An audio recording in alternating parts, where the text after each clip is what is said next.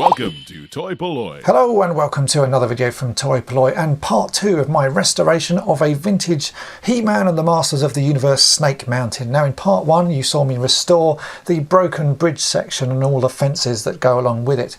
And now in part 2 we're going to continue with the restoration and fix some other very commonly broken issues. So let's get straight on with the restoration. The next area I want to cover are the wrist restraints that should be attached in these two holes at the top of Snake Mountain here, just next to the sort of gargoyle face on the front of it. Now these are incredibly easy to break, and most often when you buy a set like this they will be damaged or missing. In the case of this set that I traded for, all that was left of the wrist restraints are these two tiny little bits that should have poked into these holes, and that's quite often how you'll find it. The restraints will be snapped off and these will just be left in those two holes, and that's all that I have. I'm currently waiting for some original restraints to turn up, but I thought while I'm waiting I might as well have a go at making myself some replacement ones that aren't so fragile and that do a much better job than the original ones ever did. So the first thing I'm going to do is make some replacement ones that work an awful lot better than the original ones that came with this playset and are much better for posing He-Man being captured by Skeletor. So let's go ahead and see what I can make. So these are the only two bits I have left of some original wrist restraints, and as you can see it's just the little tabs that would have clicked into the front of the Snake Mountain set, and we can use the exact same technique that I showed you to repair the bridge in part 1, and we'll make little clips out of these bits of Lego. I could probably reuse these, but I might as well show you how to make them fully from scratch, because all I'm going to do is recreate this, so I really could just use it. But let's do the Lego way and we'll make it fully out of sort of this little bit of Lego. So I'm not going to show you that again because I already showed you in part 1, and I already have a couple made. So these are the bits that we're going to use to attach to the front of Snake Mountain. Now for the chain, the original chain was a solid piece of plastic that didn't have any flex to it, and that is really the reason why it breaks, and it breaks so easily over the years. So what we can do is replace it with some proper chain, and again Lego comes to the rescue. I've picked up some bits of Lego chains. Now these are fairly long bits of chain, but they will do the job and we can actually trim them down. And the great thing about this Lego chain is it pretty much matches the colour of the plastic that we've already got on the bridge. So these are easy to get. I picked up two of these for a couple of pounds off eBay, really quite cheaply. I'm sure you could probably get them cheaper elsewhere, but as I only needed two, that's what I went for. Now first thing we can do is actually straight away attach them to these little Lego pegs. Now you can see obviously that will stick out too far if I just go ahead and stick that in. So we're going to just trim off part of this little peg just with a pair of plastic nippers. I'm going to trim off about that much, and we'll check that that fits in the hole. Really we want this to sort of fit quite flush, so that's almost right. Actually just needs a little bit more trimming off. I think that's about right. Yeah, that looks good, and I can then glue that in place, and that's the first part of this chain because that is what will attach to the front of Snake Mountain. So let's get that one glued. We'll get both of them glued in place, and then we can move on to making the actual bit that attaches to the wrist. Now as we're gluing Lego to Lego, we could actually just use some acetone to do this, because acetone is what melts the plastic that's used in these Lego pieces, but I don't actually have any, so I'm just going to use a bit of super glue, as this, I know this works and I've used it many times before. I'm just going to drop a little bit of super glue onto the end of this axle pin, and then we can glue that one in place like so. We'll let that one set, and we'll do the other one as well because obviously we need two. And remember to glue onto the separate chain, don't glue both of these onto the ends of one chain. So we'll do that. And while those are drying we can move on to working out how to make the actual wrist restraint part itself. So here in front of me I have two figures with wildly different shaped wrists. I have a He-Man here who's got sort of thinner wrists, and I have Ram-Man, which you've seen me restore in a recent episode here on toy-polloi, and his wrists are a lot thicker.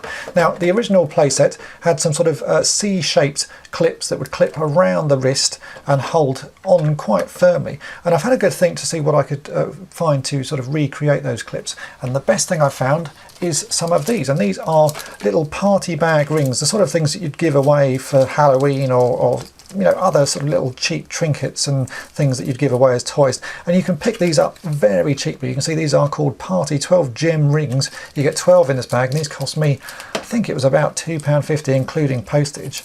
And if you look at the ring part of this, it's almost perfect. It has a little sort of C-shaped clasp with a fairly flexible piece of plastic, and obviously the ring on the back, but that's okay because we can use that as the attachment.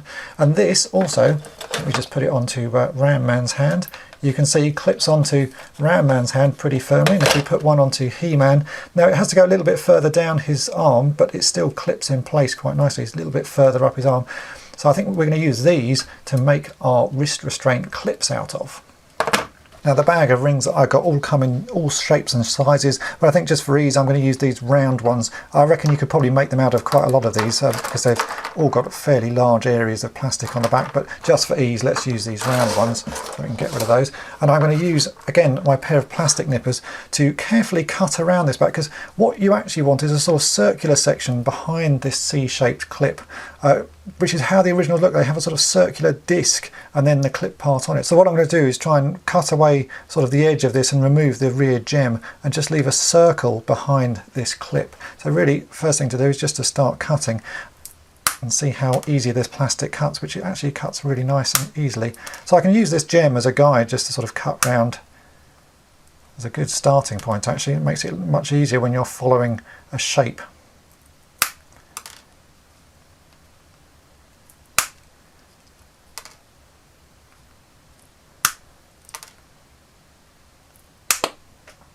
I don't know where that bit went.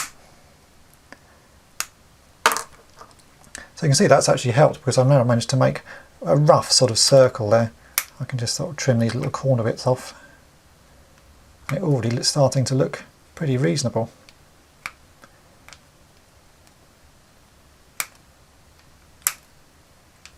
Now I'm hoping this gem I should be able to break off, so I'm just going to get a knife and see if I can snap that gem part off. So I have my handy pen knife here, and I'm hoping I can get that in behind. It's just glued on.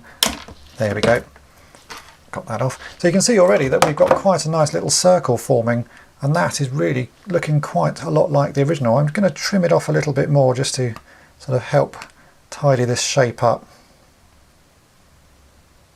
I think that's pretty good actually as a sort of starting point, and I'm going to get to a little file in a minute and I'll file that smooth. In the meantime I will get this one ready as well. So I've now got both of these ready, and I'm just going to take this little needle file here and carefully file the edge just to make it a little bit rounder. I can do this a lot sort of smoother than I can using the plastic nippers. I just have a little bit more control.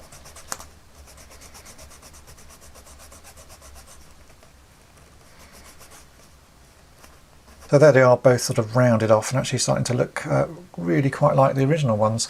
This one has a bit of glue on it. Luckily the glue on these is actually quite easy just to sort of take off. I was going to use a knife, but you can pull it off with your hands there. Now for the silver, really these need to be a dark grey colour, and these are covered in a sort of very cheap silver chrome, which I think I'm going to remove first before painting. Obviously these will need to be painted the right colour, and to remove that I'm just going to put them in some Mr. Muscle oven cleaner for a couple of hours. I've shown you how to do that before in other videos. If you want to see, then check out my Death Star droid restoration video, and you'll see me removing the chrome from an old toy on that. And I'm going to do exactly the same on this, just drop these in some oven cleaner for a couple of hours, and that will remove this cheap chrome so that we can sort of start getting the rest of this wrist restraint ready.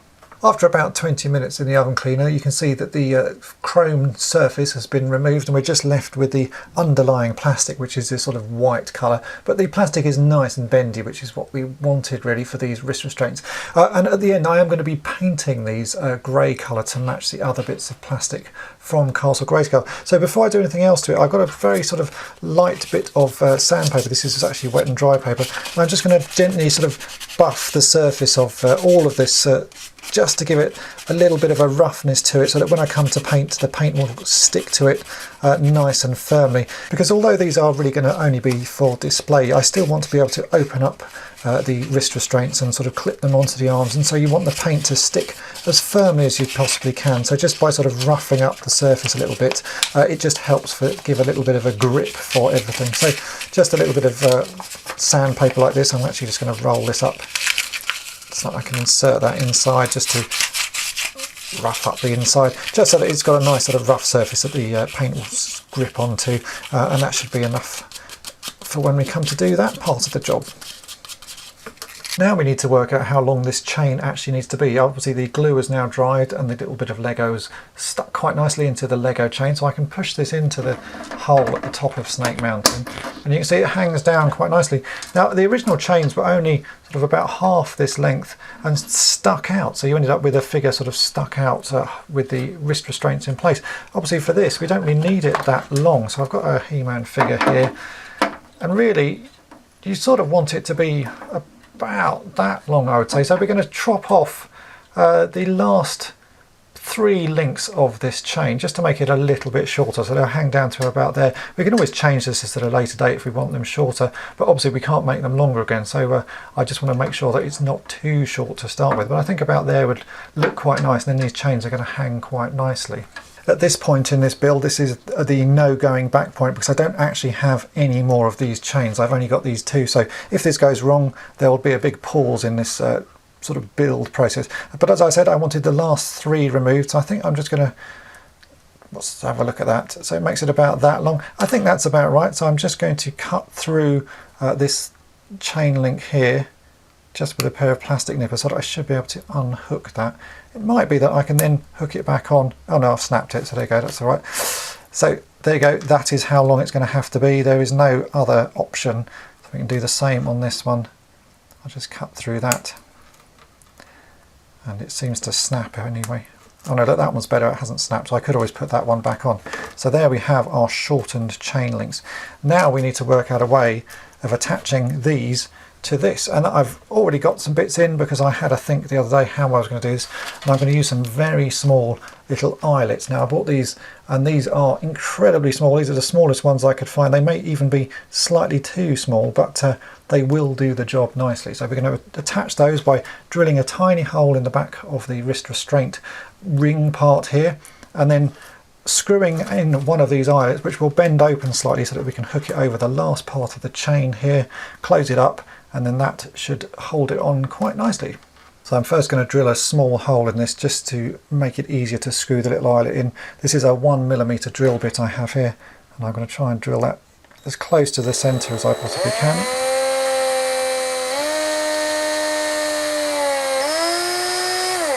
It doesn't need to go all the way through, just in a little way. Like so, and we'll do the same in the other one.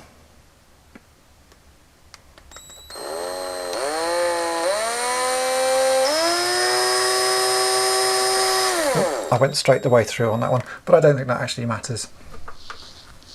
Here is one of the eyelets. Now you can clearly see that the screw part of this eyelet is actually going to be too long. It's going to end up pushing through the back of the little ring there. So I'm just going to trim off that screw and make it about half the length. So I've got a pair of wire cutters here. And cut the end of that off. That might not even be enough, so let's cut one more. Like so, and then we can just sort of push that in. And I'm only going to screw it in a little way because the next thing is we've got to sort of bend open the eyelet part about a little way. So there you can see that's in. Now I've got a smaller pair of pliers here, I've got some needle pliers. I'm just going to open up the loop just a little bit. You can see that's now open, and I should then be able to hook on the end part of the chain like that, and then I'm hoping I can close up this loop again just with the pliers like so, and we can then screw this in a little bit further so it's nice and neat. And that has now attached our new little wrist restraint to the chain. I think that looks pretty good, so I'll get the other one made, then we can go about painting this. Before I go about painting, I thought we might as well actually give them a test. So you can see here they are now held in place, and because they are a chain they look a lot better than the original ones, and they're sort of solid little post that sticks out. So I have a He-Man figure here, and let's hook his arms on so that he can be held by these restraints. I'll do the same on this arm. Like so. And there you go, he's now much better restrained. In fact, you can actually hang him from here. I think that looks a lot better. So all we've got to do really is give it a paint. Should we give it a go with Ram Man as well while I'm sort of doing this testing phase? Let's do that. So I just take those off there. Here we have a Ram Man. I will clip these onto his wrists, which are obviously much thicker than He-Man's ones. Like so. And there we have Ram Man as well, held by the restraints. I think that does work really well. So let's get these painted and then we'll class that as done. For painting these clips, I'm just going to be using some humble acrylics. I've got number 33 and 22 here. 33 is a matte black and 22 is a gloss white. I'm not actually worried too much about the finish on this because I'm going to paint it with a sort of clear lacquer once it's all dried. Then the acrylic is quite good because it does stay quite flexible. So because these are going to sort of bend when you open them to put them onto a character's wrist, you want a paint that's slightly sort of bendy and sort of supple. So I'm hoping this will work quite nicely. As you can see, that's quite a reasonable match for the colour of the chain there. And it's just a quick coat of this and I'll let it dry. I've got my little clipper tool here so I can clip them up and let them hang so I don't end up getting paint everywhere, because obviously this has got to rest somehow. But you can see it covers reasonably well. Just a quick coat of this. I may do a second coat if it's a bit patchy, and then a quick coat of lacquer just to give it some sort of a fine top coat that stops it wearing and rubbing onto the toys themselves. But you can see that actually covers reasonably well.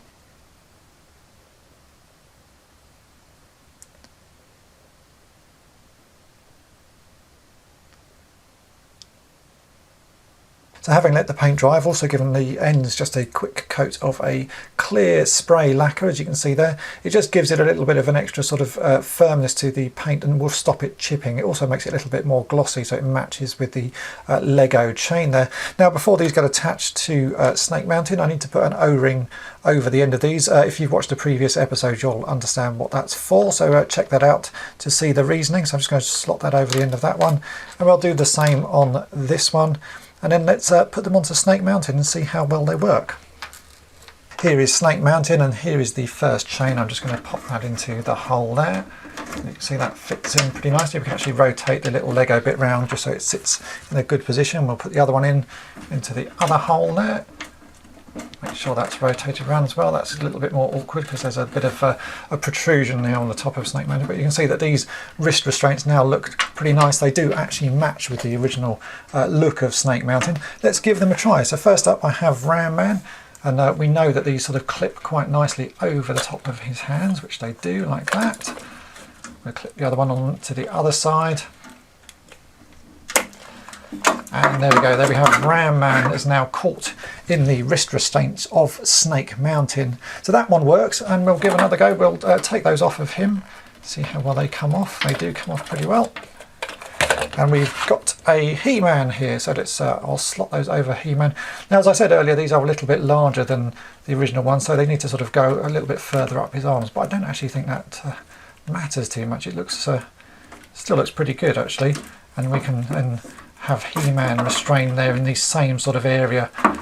Although He-Man doesn't actually stand up, he's got to sort of sit down. But there we go, that actually looks pretty good. So I'm really happy with how those have come out. I personally think they're a little bit better than the original ones because the original ones stuck out the front, like just sort of straight out from the front of Snake Mountain, whereas these at least hang and also move because they are a chain. And that's it for part 2 of this restoration of a vintage He-Man and the Masters of the Universe Snake Mountain. Join me in part 3 where I will continue this restoration, and if you've enjoyed watching this video and would like to help out toy-polloi, then please check out my Patreon page, and thanks for watching. Thanks for watching toy-polloi. Subscribe for more great videos.